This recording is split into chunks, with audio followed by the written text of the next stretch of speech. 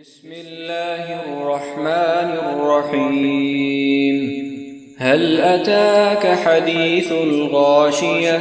وجوه يومئذ خاشعة عاملة ناصبة تصلى نارا حامية تسقى من عين آنية ليس لهم طعام إلا من ضريع لا يسمن ولا يغني من جوع وجوه يومئذ ناعمة لسعيها راضية في جنة عالية لا تسمع فيها لاغية فيها عين جارية فيها سرر مرفوعة وأكواب موضوعة ونمارق مصفوفة وزرابي مبثوثة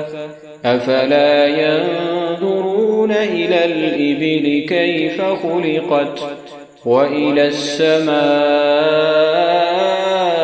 كيف رفعت وإلى الجبال كيف نصبت وإلى الأرض كيف سطحت فذكر إنما أنت مذكر لست عليهم بمسيطر إلا من تولى وكفر فيعذبه الله العذاب الأكبر إن إلينا إيابهم ثم إن علينا حسابهم.